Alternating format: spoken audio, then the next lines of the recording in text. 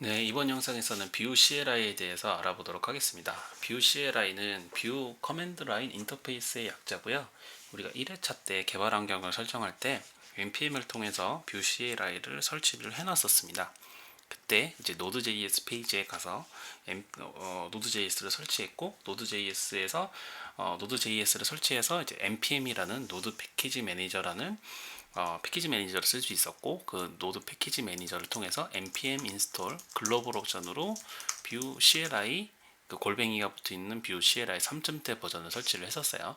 그러니까 우리가 그때 설치만 해놓고 사용하지 않은 이 뷰 CLI가 과연 어떠한 역할을 하고 어떻게 구성되어 있고 얘를 통해서 어떤 것들을 할 수 있는지에 대해서 이론적인 설명을 먼저 간단히 진행하도록 하겠습니다. 첫 번째는 역할이고요. 역할은 이제 프로젝트를 생성하는 역할이 하나 있고, 그러니까 프로젝트를 생성하고 거기에 대한 환경 설정을 하는 역할, 그리고 그렇게 만들어진 프로젝트를 실행하기 위해서 빌드하고 테스트하는 역할 두 가지로 주요하게 두 가지 역할로 보시면 됩니다.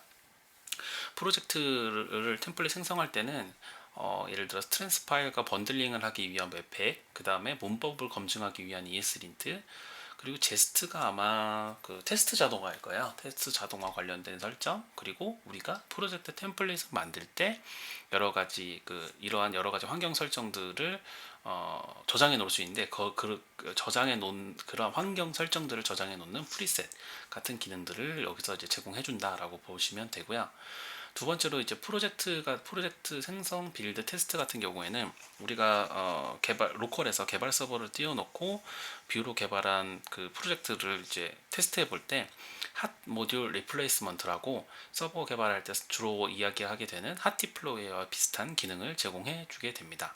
그러니까 개발 서버를 띄워놓은 다음에 소스 변경분을 적용하기 위해서 개발 서버를 내리고 다시 빌드해서 다시 배포하고 개발 서버를 올리는 작업을 하는 것이 아니라 개발 서버가 띄어 있는 상태에서 소스 코드를 변경하면 그 변경된 대로 소스가 다시 빌드돼서 화면에 적용되게 되는 한 모듈 리플레이스먼트라는 기능을 제공해 주게 되는데, 이러한 역할을 해주는 게 뷰 CLI의 주요한 역할이라고 보시면 됩니다. 뷰 CLI의 구성 요소에 대해서 두 번째로 알아볼 건데요. 뷰 CLI의 구성 요소로는 크게 세 가지, CLI 서비스, 그다음 CLI 플러그인, 이렇게 세 가지 형태대로 구성이 되어 있다고 보시면 됩니다. CLI의 경우에는 그 골뱅이 뷰 슬러시 CLI, 우리가 글로벌 옵션으로 설치했던 바로 그 라이브러리가 되고요. 이 놈을 통해서 우리는 프로젝트를 생성하게 될 겁니다.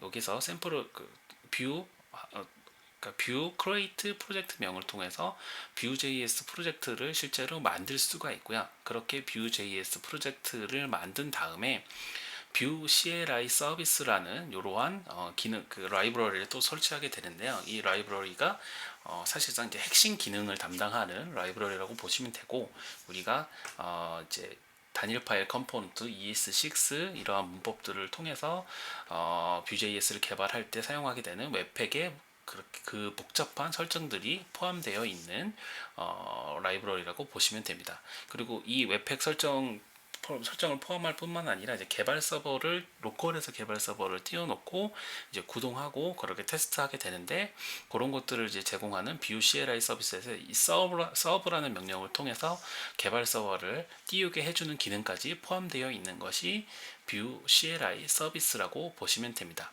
사실상은 이 뷰 CLI를 통해서 프로젝트를 만들면 그 프로젝트 템플릿을 만들고 환경 설정을 하면서 CLI 서비스 라이브러리도 같이 그 다운로드 받아가지고 설정을 하게 돼요. 그러니까 우리는 이 뒤에 있는 CLI 서비스와 CLI 플러그인을 직접적으로 우리가 건드릴 일은 거의 없고, 뷰 CLI를 통해서 만약에 프로젝트를 생성하게 되면 얘네들이 자동으로 설정되고 다운로드돼서 설치되고, 그 설치된 이후로 여러 가지 기능들을 하게 된다라고 보시면 됩니다. 세 번째로 이제 구성 요소 중에 CLI 플러그인인데요. 이제 플러그인 같은 경우는 이제 부가적인 기능인 거죠. 이제 부가적인 기능을 제공해주는 것도 포함이 되어 있는데, 그 안에 이제 바벨과 ESLint 등이 이제 포함되어 있습니다. 바벨 같은 경우는 뭐 이야기를 들어보신 분도 계실지 모르겠지만 우리가 이제 ES6 문법으로 이제 개발을 하게 되면 사실상 ES6를 지원하는 브라우저에서 동작을 하게끔 해야 되는데 지금 시중에 깔려 있는 브라우저들이 모두 ES6를 제공하는 것이 아니기 때문에 ES6 문법으로 제공된 코드를 하위 버전에서도 동작할 수 있게끔 이 파일을 변환해주는 그런 기능이 필요한데 이러한 변환해주는 트랜스파일을 해주는 라이브러리가 바벨이고 그 바벨이라는 라이브러리가 뷰 CLI 플러그인 형태대로 들어가 있다라고 보시면 됩니다.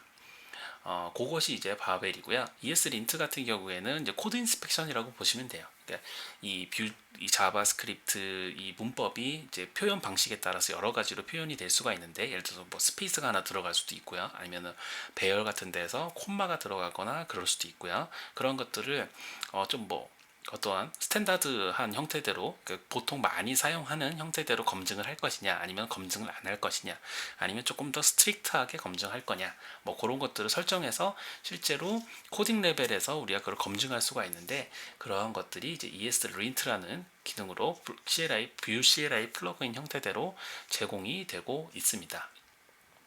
이렇게 이제 그 뷰 CLI는 CLI 서비스, CLI 플러그인으로 제공이 되고 우리가 CLI를 통해서 프로젝트를 생성할 때 각각의 CLI 서비스와 플러그인이 설치가 되고 그거에 따라서 프로젝트가 생성이 이런 것들을 다운로드 받은 다음에 설정을 자동으로 다 해준다 라고 보시면 됩니다. 그리고 이제 마지막으로 이렇게 우리가 뷰 CLI를 통해서 프로젝트를 생성하게 되면 어떤 식으로 프로젝트 디렉토리 구조가 만들어지고 주요한 환경 설정 파일은 어떤 건지에 대해서 마지막으로 한번 알아보도록 하겠습니다. 주요하게는 소스, 퍼블릭, 노드 모듈, 디스트라는 네 가지 폴더를 주요하게 아시면 되고요. 그리고 주요한 환경 설정 파일로는 패키지.json을 보시면 됩니다. 처음부터 한번 이제 알아볼게요. 소스 같은 경우에는 실제로 우리가 작성하게 되는 그 컴포넌트들에 대한 JS 파일들이 올라가게 되는 경로가 바로 src 디렉토리가 되고요. 우리가 단일 파일 컴포넌트 개발을 할 때는 해당 파일을 개발할 때 뭐 파일명 .view라는 이 확장자를 가진 파일들을 개발하기 때문에 우리가 .view로 끝나는 JS 프로그램들이 src 디렉토리 밑에 위치하게 된다라고 보시면 됩니다. 그러니까 우리는 주로 src 폴더를 이제 건드리게 되는 거죠.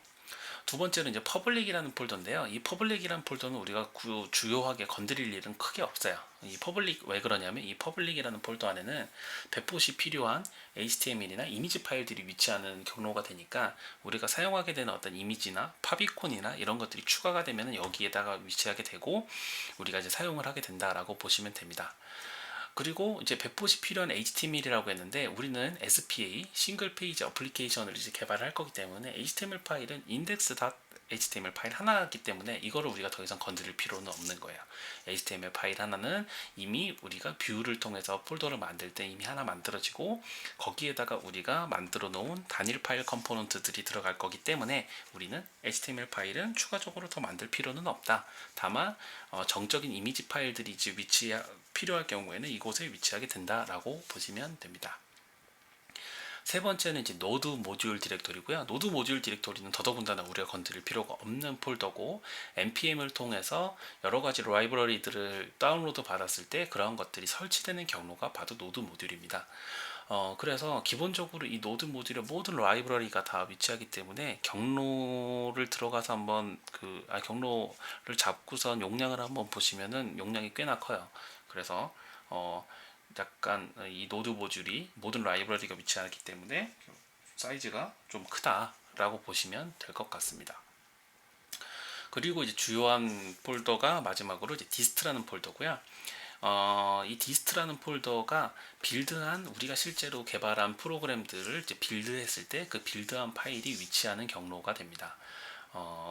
우리가 이제 뭐 주요하게는 이제 뒤에서 실제 단일 파일 컴포넌트한테 말씀을 드리겠지만 우리가 실제로 그 단일 파일 컴포넌트로 개발할 때는 .view로 끝나는 여러 가지 파일들을 쪼개서 개발을 하게 되고 사실은 개발은 그렇게 하지만 실제 서버에 배포되기 위한 버전에는 index.html 파일에 우리가 지금까지 만들었던 여러 가지 뷰 파일들이 어떻게 다 하나로 묶여져서 몇 개의 JS 파일들로 번들링, 그러니까 그 묶음 처리가 되게 되고, index.html 파일에서는 그 묶음 처리된 .js 몇 개, 한두 개가 되는 파일들만 임포트해서 사용을 하게 되거든요. 그렇게 그 많이 우리가 코딩한 .view 파일들을 .js 몇 개의 파일로 변경해주는 작업을 하는 거를 이제 빌드라고 하고, 그 빌드가 모두 끝난 파일들이 위치하는 경로가 바로 디스트다 라고 보시면 됩니다. 그래서 이 디스트라는 폴더에 보시면 이제 index.html 파일도 있고요, .js 파일도 몇 개가 있는데, 이 디스트라는 폴더에 위치한 파일들 자체를 웹 서버에 복사하는 것이 바로 그냥 단순히 배포를 의미하게 되는 거죠.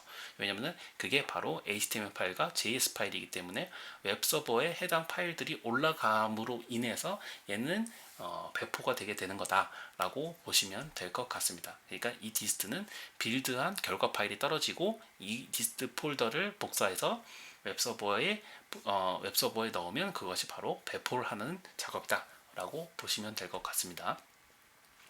네, 마지막이 패키지 제이슨이고요.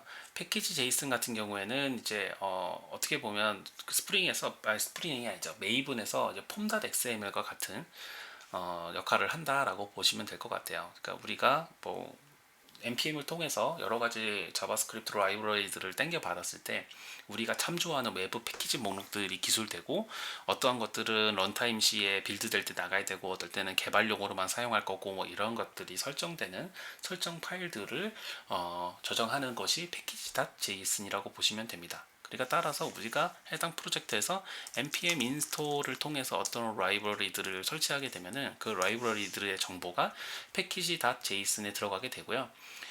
그래서 근데 내 프로젝트를 딴 뭐 PC나 이런 데서 사용을 했을 때 내 로컬에 이 땡겨받은 원래 땡겨받아야 되는 이 패키지가 없다라고 하면은 자동으로 뭐 땡겨오기도 하고 하는 것들을 위해서 사용되는 파일들이 패키지.json이라고 보시면 됩니다. 네, 이렇게 해서 뷰 CLI의 역할과 구성 요소와 그 다음에 뷰 CLI를 통해서 프로젝트를 만들면 어떠한 디렉토리 구조가 만들어지는지에 대해서 알아봤고요. 이 다음 영상에서 앞서 이야기한 ES6에 대한 문법을 간단히 실습해 보고 그 다음 뷰 CLI를 통해서 프로젝트를 만들어 보도록 하겠습니다.